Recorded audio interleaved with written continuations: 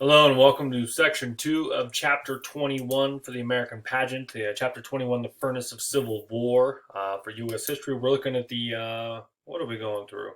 Oh, we're going through a bunch of stuff. We're going to go through the pivotal point at Antietam to Black's Battle Bondage. So we left off talking about the war at sea and the naval blockade of the north of the south. And you can see here in the south, I had to employ blockade runners to make sure they got supplies, and it was very daring. We talked about McClellan's invasion, this Peninsular campaign, which failed miserably. Today we're going to talk about the invasion of Lee into Antietam, and eventually we'll be getting to this stuff over here and over here. There's lots of stuff going on. Just like the media at the time, a lot of people focus on the war in the east, and that was what really was going on. But there's a lot of stuff out in the west. In the midsection of the south that was going on. It was going quite well for the north, so we'll get to that. So after the Second Battle of Bull Run, you have the victory by Stonewall Jackson, you have the failed Peninsular campaign, you have the victory of Second Bull Run. General Lee takes his Army of Northern Virginia and decides to invade the North, thinking they could deliver a knockout blow. They've been winning battle after battle, and then also gain recognition from Britain and France. And so they go into Maryland, and they meet the Union Army at the Battle of Antietam, or Sharpsburg from the south. Jefferson Davis actually ordered Lee to invade the North with these hopes, hoping to gain aid from Britain and France.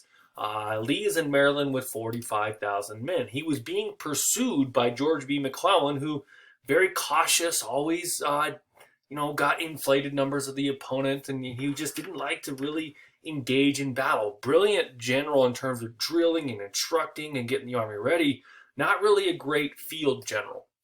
So he has a numerical advantage, 80,000 men. And then he has the huge fortune of gaining access to Lee's battle plan. Some men found some cigars rolled up in a piece of paper.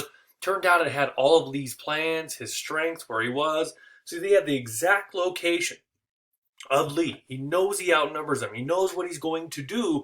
And he's still hesitant, like, I don't know. I'd rather go back to D.C. and hang out with dinner parties and stuff. But finally, the two armies meet on September 17th, 1862. This is the single bloodiest day of the war. It's the single bloodiest day of American history in terms of war at that time. In all, between both sides combined, there's 23,000 casualties, 6,000 dead, 17,000 wounded. Remember the Civil War, no matter who won the battle, it's Americans dying. Lee leaves Maryland battered, bruised, his army limping out of that. This invasion had failed. McClellan fails to pursue, thinking, we got to rest. That was a hard-fought battle. We need a little R&R, a little rest and relaxation. And Lincoln's like, no, you got to go finish him off. Go finish Lee off. You got him on the ropes. McClellan refuses, and so Lincoln finally has enough. He fires McClellan, and replaces him with Ambrose Burnside, which we'll get to him later. This is a turning point to the war, though. The North finally won a major battle in the East.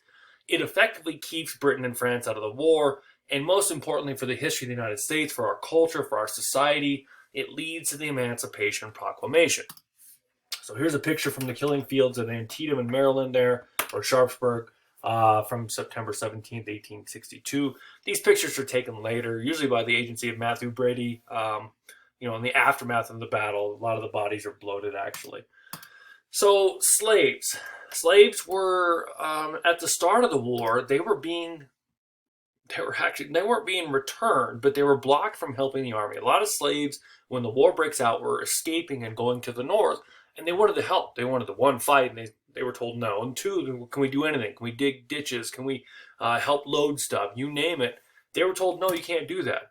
It was until a political general, General Benjamin Butler, who, I don't know, looks like a stone version of Jabba the Hutt or something like this, he kept runaway slaves as, quote, contraband of war. When you defeat an army, you get to keep their stuff, their guns and ammo. And so he was saying that slaves were the same thing. And so quickly, when he does this, Congress adopts it, and it becomes the policy of the entire North.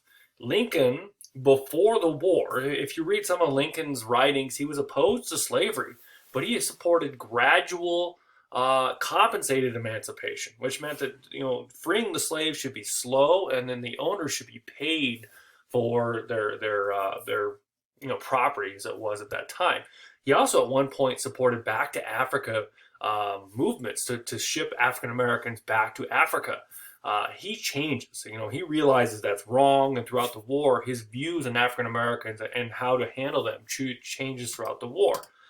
So the Emancipation Proclamation, it's really kind of a misunderstood thing in history. You probably had a teacher, maybe a younger, grade, 5th, 8th grade, something like that, tell you that Abraham Lincoln is the great emancipator. He's not. The 13th Amendment banned slavery in this country, and if you know anything about the amendment process, to pass a constitutional amendment, you need 2/3 of Congress, both houses of Congress, to propose it, and then 3/4 of the states to ratify it. If there's a 2/3 passage by Congress in both houses, the president can't do anything. He can't veto it. They can override it. He can advise, and that's it. And so the Emancipation Proclamation technically doesn't free any slaves, but it changes the nature of the war, and it shows you his brilliant mind in terms of how the Constitution worked. So he wrote this piece of paper in the summer of 1862, and he sat on it. He showed it to his cabinet, and they went, don't issue it right now. We're losing. We don't want to seem like we're desperate. Wait till something good happens. And so after that major battle and victory at Antietam, he issues the Emancipation Proclamation on September 22nd, 1862, which stated, as of January 1st, 1863, all slaves in rebelling states were free. So if you're in a state of rebellion from the United States, i.e. you've seceded from the Union, you're free. So that means January 1st, right? The South threw their hands up and said, I guess you're free. No. But what it does is it makes the North have a higher cause. Instead of fighting for Union, they're fighting for freedom too. Now Northern armies are going to the South and liberating slaves. And it raises the stakes. It also effectively keeps Britain and France out of the war.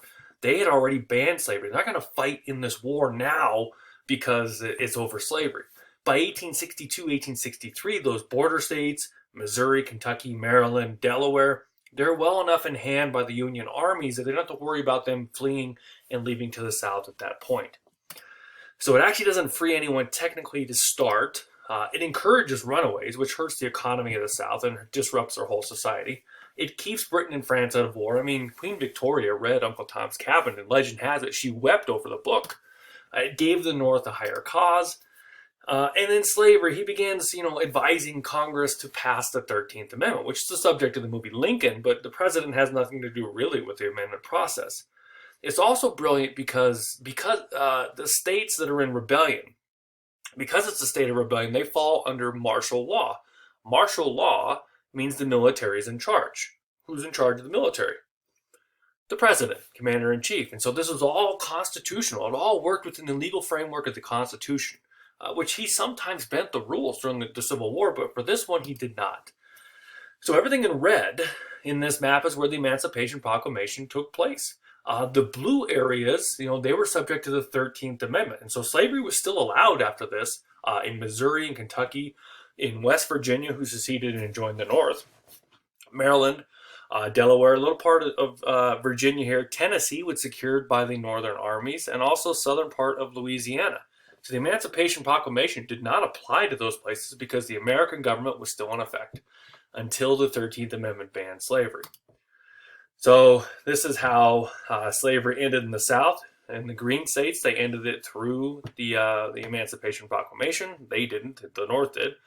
States banned slavery themselves, like Tennessee, Missouri, West Virginia, Maryland, and Maryland, and then the red, the 13th Amendment, Kentucky and Delaware were banned by the 13th Amendment. So at that point, Congress forbade the return of runaway slaves. At one point, they were returning runaway slaves to the South. Congress, because it runs the District of Columbia, banned slavery in D.C. in 1862. And it's at this point that African Americans are allowed to fight. If you're going to make this a higher cause, if you're going to fight for the end slavery, fight for the freedom of African Americans, well, let's enlist African Americans to fight. 200,000 African Americans served, 37,000 were killed. The Navy was actually open to them the whole time. There was no discrimination in the Navy from the beginning of the war. It's kind of an overlooked thing in history. They were put in segregated units and with white commanding officers, but African Americans truly felt like they were doing their part. They were actually paid less until 1864, until somebody pointed that out, and Congress fixed the pay to make sure it was equal. The most famous is probably the 54th Massachusetts, pictured here. They fought in Charleston in South Carolina at Fort Wagner in 1863. They lost about half their men, but they gained respect of the white troops around them. This is the subject of the movie Glory with Denzel Washington and Matthew Broderick. I think it's from 1989. It's a really good movie. You might want to check it out. It helped the abolitionist movement. Like, hey, African Americans are fighting. Let's ban slavery. Southerners, though, threatened to kill blacks if they were captured. They're not going to put them in jail. They're not going to put them in a military prison like they would white prisoners. And so they said, basically, if we capture black soldiers, we're killing them on the spot. Because of that, prisoner exchanges stop. They used to say, hey, we got 10 of yours, why don't we get 10 of ours, and we'll trade them, we'll swap them out. They don't do that. And so because of this, you have the Fort Pillow Massacre, where they killed a bunch of African-American troops, which led to less prisoner exchanges, which led to the horrible conditions in Georgia at the Andersonville prison. If you ever look up pictures of the Andersonville prison, the men there were so malnourished that many starved to death. The conditions were awful. They didn't have basic living conditions. It looks very eerily similar to pictures you see of Holocaust survivors.